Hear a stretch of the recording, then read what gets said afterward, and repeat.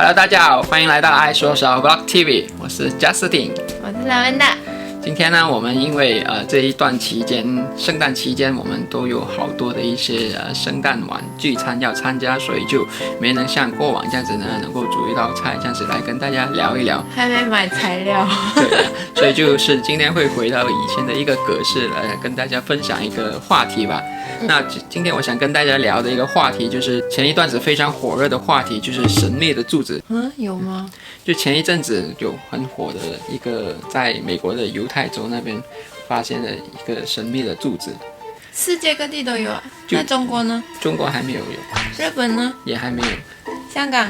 香港也还没有。那就是欧洲国家呗。就欧洲啊，西方国家很多都有。对，那为什么我会到今天才来把这个话题聊一聊开呢？是因为这个神秘的柱子呢，最近也出现在了这个澳洲了。有没？有。哪里？在阿德莱特州那边。那这一个柱子出现在了阿德莱特的一个叫做诺阿隆嘎草原的一个地方。那这一次这个阿德莱特的柱子呢，是跟过往的有一些不一样。这一根柱子呢是有刻上3个不同的地标。那如果你是根据它的那个地标去翻查这个谷歌地图的话，你会发现它第一个地标指的就是美国特朗普的一个塔。就在美国的一个 Trump Tower， 在纽约那边的。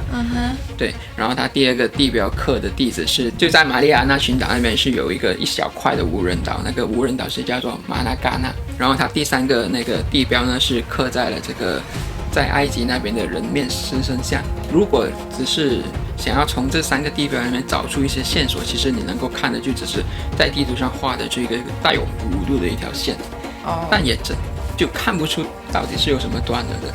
我还以为要炸掉那个 Trump 的那个 White House。那这个神秘的柱子呢，也跟以往的这些柱子一样，都是出现了几天之后，然后又就消失了。真的？对，又消失了，现在已经不能够在阿德莱德看到了。但那个是有人看到拍的。对，有人看到，有人去拍，然后过几天之后，它就是不见了。反正就是这个柱子现在已经是感觉是飘到来了大洋洲了。就前一阵子，大概是今年的11月18号的时候，就在美国的那个犹太州那边呢，首先是发现了这一个柱子的。其实他们是要去在那边算一下，就是在这个野生动物园这边，那他们里面有一个叫做特别濒临灭种的一只羊，属于大角羊。其实他们就是要去算一下那边有多少只大角羊，然后就是在这个路程当中呢，就其中一个那个管理人员就发现了，竟然立着一个这样子的神秘柱子。对，就其实全部都是从那边开始的。就当他发现了之后呢，那犹太州的那边的那个官方的人员，他们就是发出了这个视频，把它上传出来。但是呢，他们就为了保密隐私，不想要有人去因为看到这个影片而蜂拥过来呢，他们就没有把这个地址就发出来。然后他也只是公告说，就是其实这样不管你是谁，从哪一个星球来，都是不能够在这些国家保护公园的地方呢，就是设立这样子的一个属于艺术品吧。但是呢，就是有叫做 Tim Slane 的网友，他的眼睛就特别的犀利。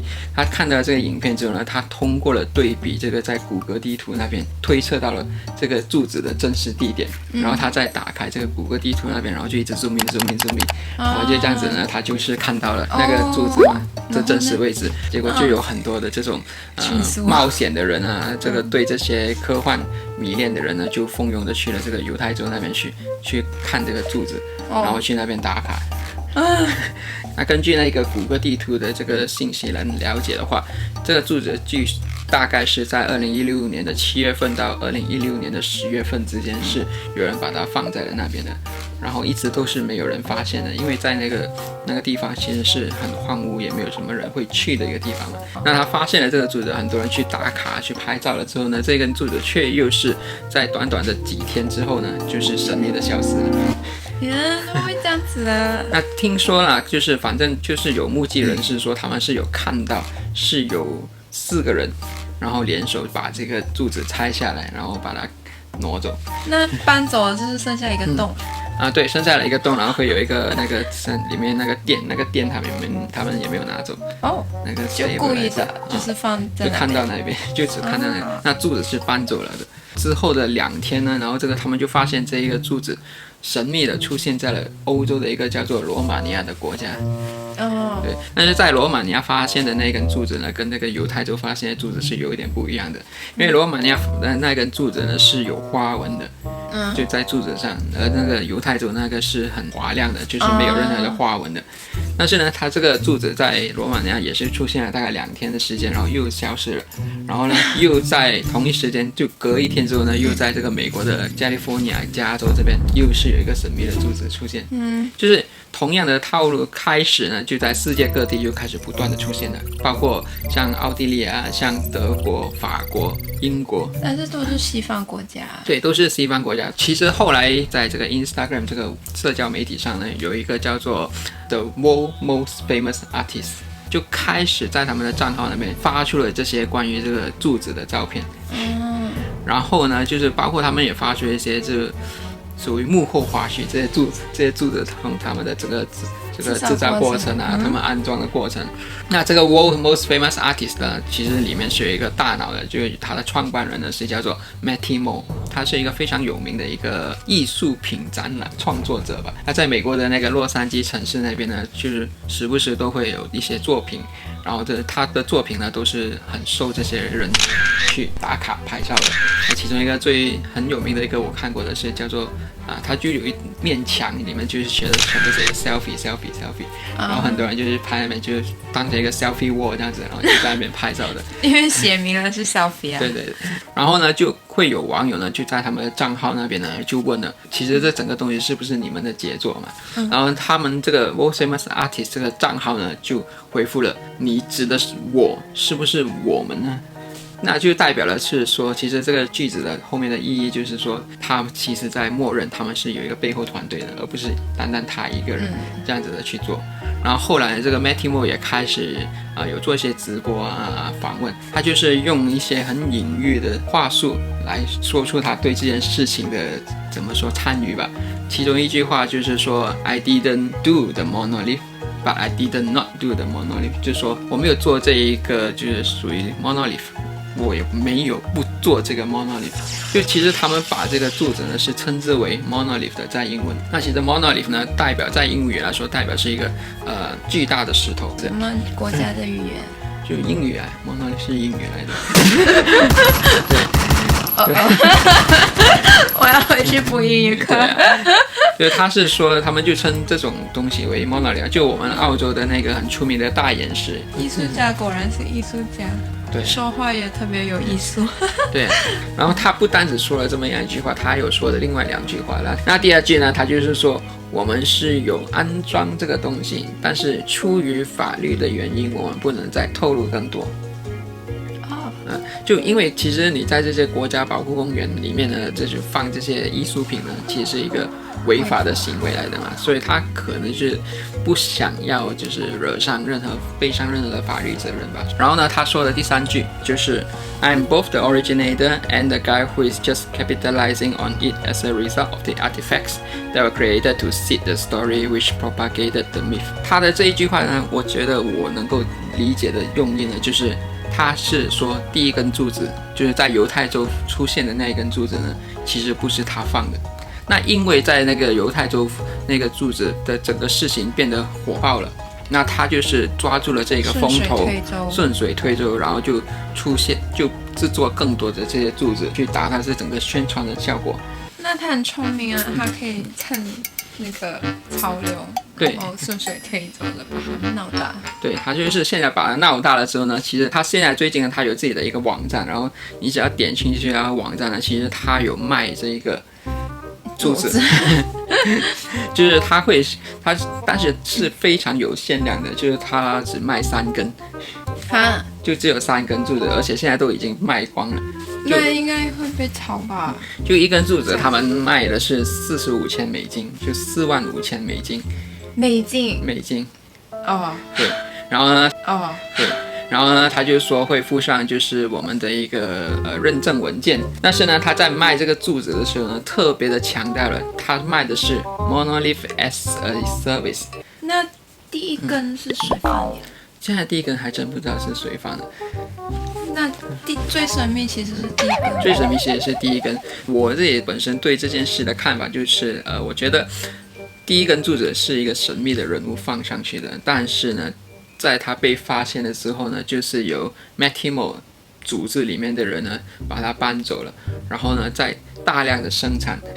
就全世界各地的同样的一些有着一些最终同样的使命的艺术家，大量的生产，然后就有组织性的开始在不同的国家出现了这些柱子。好恐怖啊！好像有组织干一堆坏事，但是没有伤害人的，对，就合法吗？这样就拿走人家的。因为是他们自己弄的呀，除了第一根柱子之外，其他都是他们弄的。你说第一根柱子如果被他拿走的话，但是也不代表就是全部都是他们弄的，他们没有说全部都是他弄的。其实这个柱子一开始被发现的时候呢，就是一开始有很多的网友呢，其实在那边推测说，哎，这个是不是外星人摆放的一个不明物体？因为他们会有这么样的一个联想，就是这个柱子跟在1968年的一套非常经典的电影《2001太空漫游》里面出现的柱子是非常的有相似性的。这个电影呢，其实是斯丹利·科布里克跟一个作家叫做亚特·克拉克一起去写那一个脚本的。然后这个克拉克呢，就是其实他把这整个故事分成了4部，而这个斯丹利·库布里克他拍的那电影就是根据第1部的小说所拍成出来的。那在电影里面呢，就是这个柱子的出现呢，就是促使了人类有了智慧。一开始那猿猴是属于是没有智慧的动物吧，然后有一天这个柱子就神秘的出现在他们的眼前，然后当这些猿猴触碰了这一个柱子之后呢，那他们仿佛好像得到了智慧，这样子懂得利用这些骨头，然后变成武器，然后去攻击别的族群，然后开始属于有这种霸占领地的这个行为，就是开始有了智慧，才会有这种社会的什么强弱之分。开始有了这个整个社会的结构。第1部的那个电影里面呢，它没有很好的去表达它整个来源，但是呢，在这个小说那个克拉克那边呢，其实这个他在第4部里面呢是有很明确的把这个柱子的来源说明的。其实这个柱子呢是有一个高等的生命体所创作出来的，就是我们人类。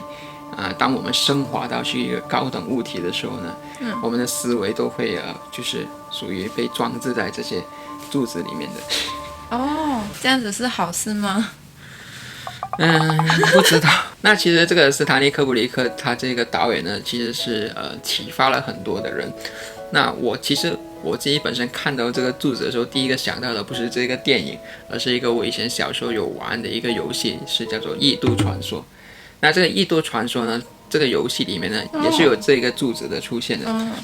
那它这个柱子在这个游戏里面的故事情节就是，有一群这种考古学家在一个肯亚这个非洲国家就发现了这一个柱子，长相就跟那套电影里面的差不多一样。所以在游戏里面的那根柱子起的作用就是一个 gateway， 就是出入口吧，就是人类跟高等文明的一个出入口。当我们这种还是属于比较低等生物体的人类触碰到那个柱子之后呢，就有能力去跟神明有沟通的可能性。对，就是这个《异度传说》这个游戏的开发者，他这个名字叫做高桥哲哉。高桥哲哉其实他是深受斯坦利·科布里克导演的影响的。就连他的自己的那个游戏公司呢，你知道他的游戏公司叫什么名吗？Monolith Soft。那其实他对这个神秘柱子 Monolith 呢，我觉得他是特别的情有独钟的，因为呢，他在他开发的游戏里面呢，都是有这一个 Monolith 的出现，以他来作为一个故事背景。他特别的坚持想要走这个路线。其实他以前是在那个 Squaresoft 这个游戏公司工作的，他是有参与这个最终幻想 Final Fantasy 的开发的。对，但是他就是在开发那个 Final Fantasy 第7集的时候呢，就 Squaresoft 那个公司就叫他去写那个故事情节脚本这样子。那他在原先交给那个游戏公司的这个故事脚本里面呢，是要说一个主角他里是有多重的人格背景的。但是呢，这个 Squaresoft 就觉得他这个脚本太复杂了，不适合他们的，被否决。对，被否决了，所以他们没有采取他的脚本。后来呢，这个 Squaresoft 呢，还是有给他一个机会去去开发另外一个游戏，那就第一个那个游戏是叫做《异度装甲》，他第一次的就是使用了这个 Monolith 这样子的故事来作为背景，但是这个故事因为太过复杂了，后来呢就是有怎么说，像电影那种好评如潮，但是销售差强人意。还有这样的吗？就是属于什么说呢？是有品味的人才会欣赏的游戏，这样子。思维度还没有那么高端是吗？那个游戏公司是要它至少就是卖到一定的数量，才让它再以这个题材做续集的，再继续开发。那没有卖到那个销售额度，他就没有办法，他也郁郁不得志，就离开了那个 Squaresoft 公司，创立了自己的叫做 Monolith Soft 公司嘛。那他 Monolith Soft 公司就开发了这个《异度传说》，但是呢，很可惜的，他原先想要做这个游戏是开发6集的，也是因为销售量差强人意呢，就是只能够匆匆忙忙的以3集，然后就结束了。